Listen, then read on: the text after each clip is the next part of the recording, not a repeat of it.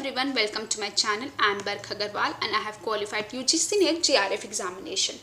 तो हमने last video में हमारे टाइप्स ऑफ क्वालिटेटिव रिसर्च हमने स्टार्ट किया था, राइट।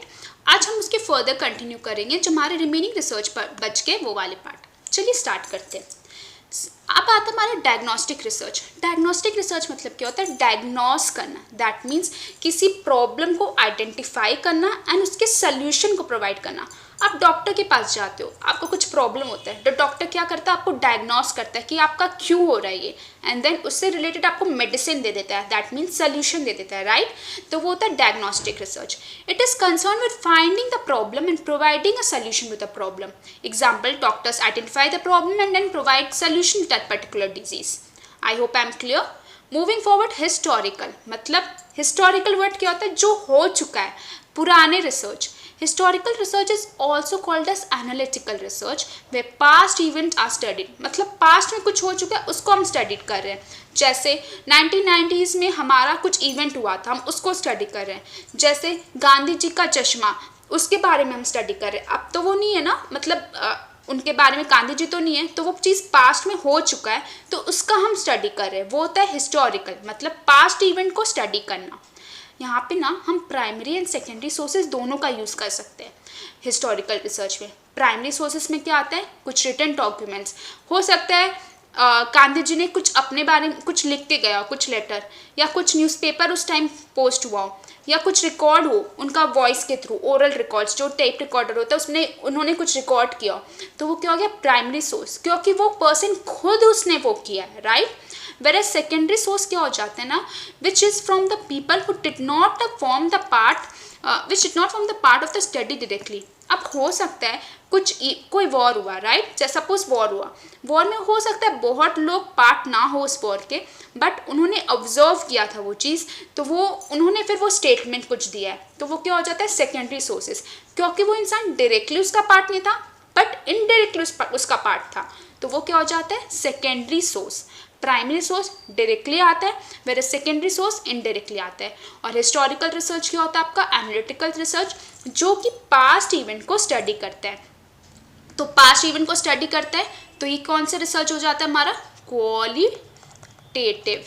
क्वालिटेटिव मतलब राइट, इंडक्टिव इन नेचर।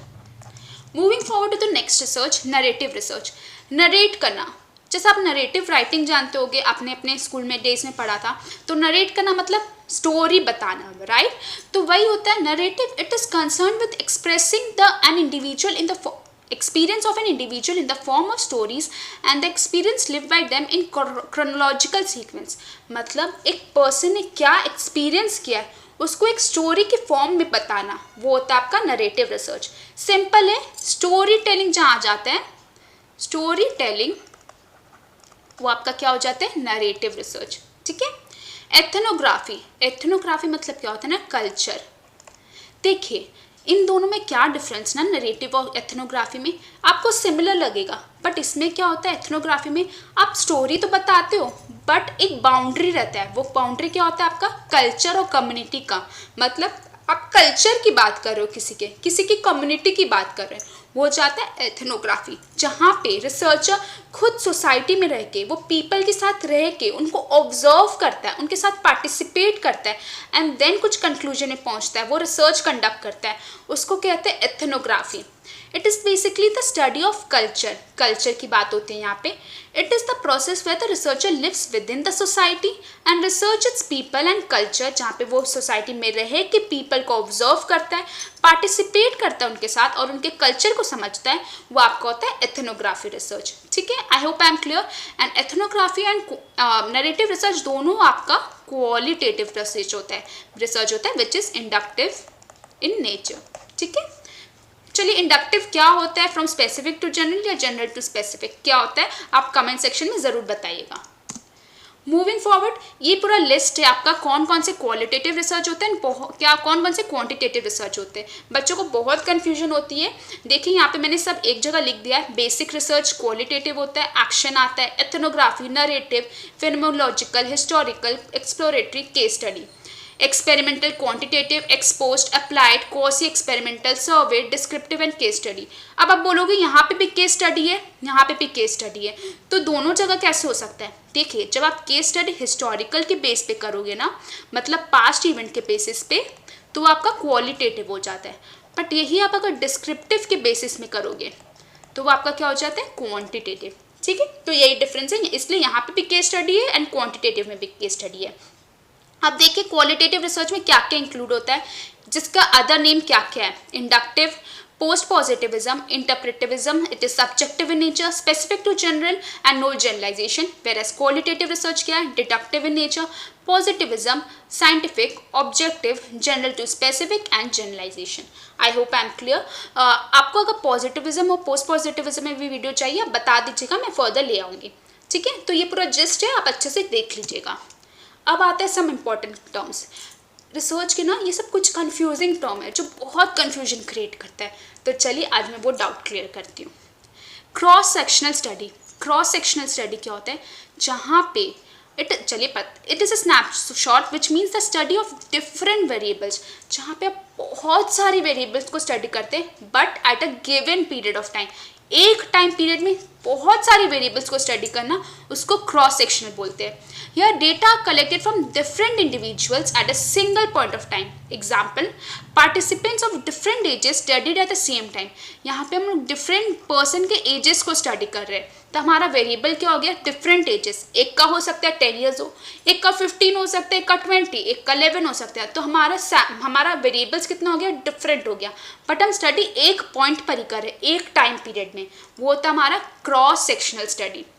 ठीक है, on the other hand longitudinal क्या होता है? लॉन्गिट्यूडनल वर्ड ही डिफाइन कर रहा है, लॉन्ग।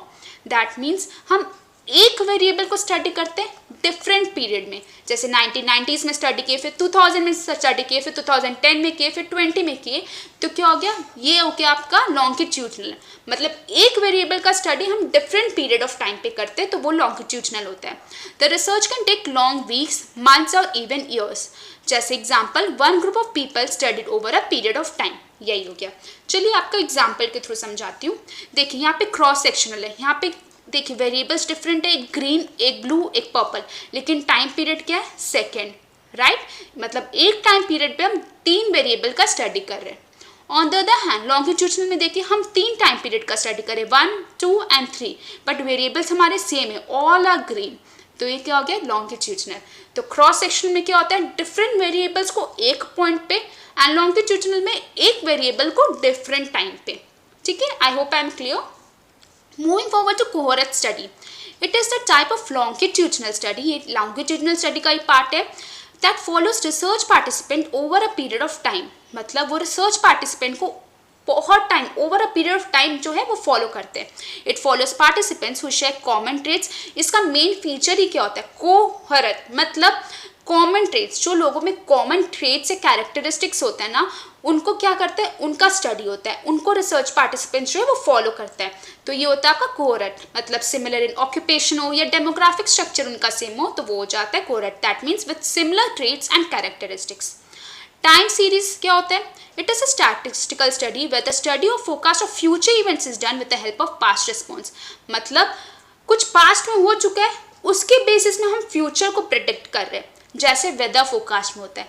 आपको वेदर फोरकास्टिंग होता है ना, तो वो भी इसी का पार्ट है टाइम सीरीज का, कि कुछ हो चुका है उसके बेसिस में हम प्रिडिक्ट कर रहे हैं कि हाँ हमारा फ्यूचर में ये हो सकता है, तो वो होता है आपका टाइम सीरीज।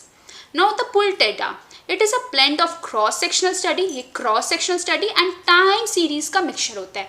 दैट मीन्स हम वन वेरिएबल को मेजर करते हैं और time series different time period में, वन वेरिएबल होता है हमारा, राइट, एंड यहाँ पे डिफरेंट टाइम पे। यही example, study of growth of inflation rate in India for a period of 15 year. यहाँ पे हम क्या कर रहे हैं? एक वेरिएबल है हमारा ग्रोथ ऑफ इन्फ्लेशन रेट, मतलब हमारा वेरिएबल क्या है? इन्फ्लेशन रेट फोकस है, बट टाइम कितना हमारा? 15 ईयर्स तक। तो ये क्या हो गया? मिक्सचर हमारा क्रॉस सेक्शनल का एंड 15 टाइम पीरियड क्या हो गया? Time series. तो ये हमारा मिक्सचर हो जाता है क्रॉस सेक्शनल का एंड टाइम सीरीज का। I hope I am clear. Next is placebo effect. The placebo effect is related to the clinical treatment given to test whether the treatment given will be proven effective or not.